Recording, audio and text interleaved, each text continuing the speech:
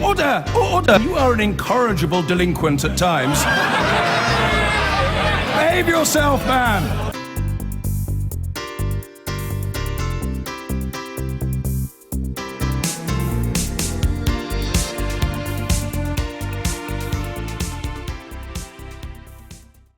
The Leave campaign in the EU referendum debate have seized on the latest figures to ram home their argument that immigration is out of control.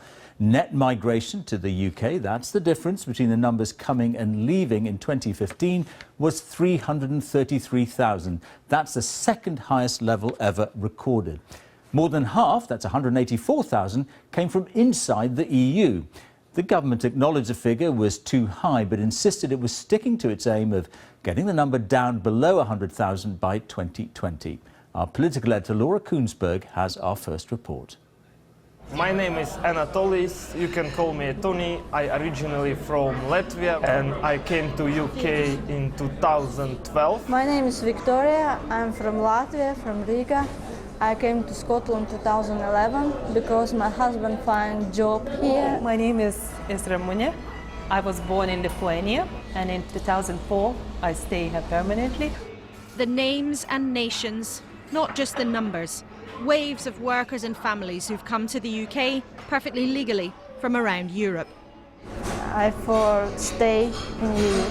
I think you need to control this level of immigration. I think UK should stay in EU. My son, he was born here and he feels more like a British. But EU immigration again at record levels today, with a big increase from Bulgaria and Romania, is central to the decision over whether we stay or whether we go.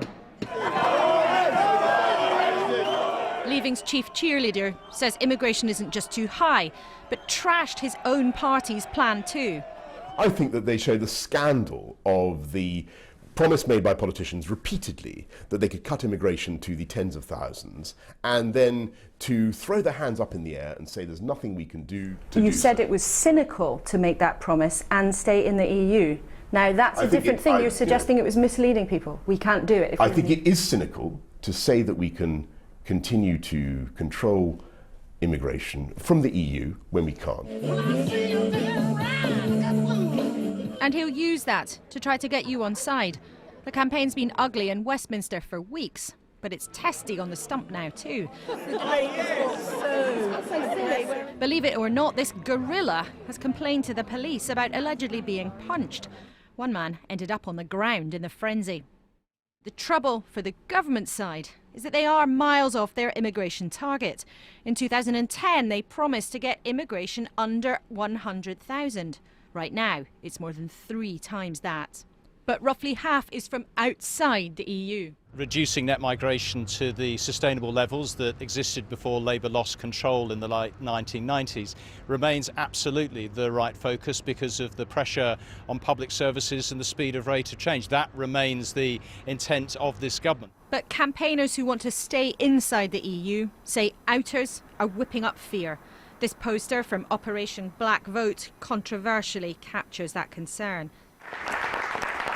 But the man who was Home Secretary when Eastern European countries joined says leaving would be no solution. The Leave campaign, by talking in theory but not demonstrating in practice what they would do on something as crucial as immigration, I think they are misleading people.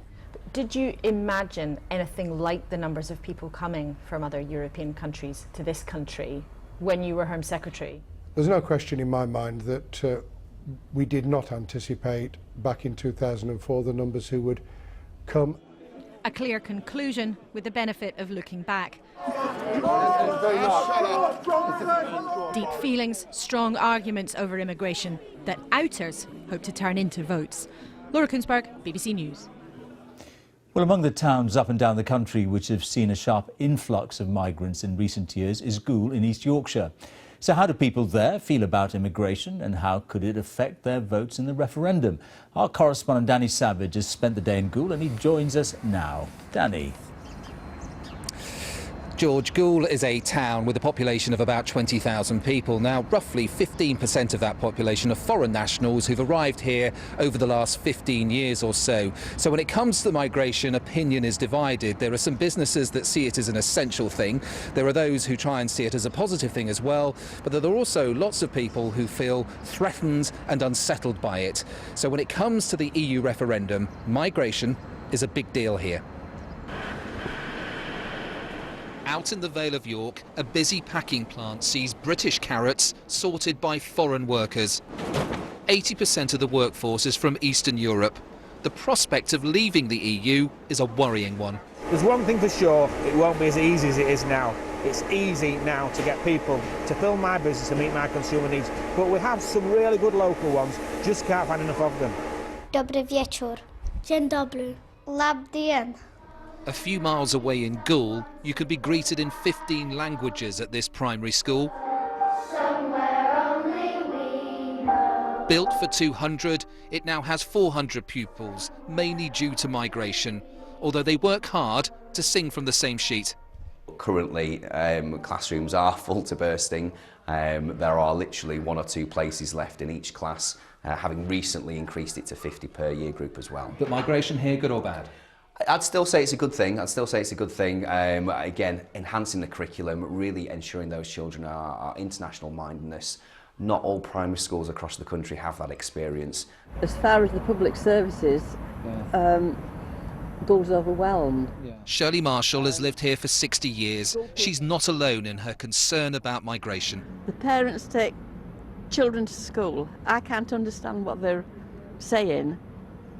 And I think the parents should be learning the language so that the school doesn't have the responsibility of teaching. Migration good or bad? Bad. Why? It's too many of them. Do you think migration stopped you getting and your friends getting jobs? Yes, I've seen that happen as well.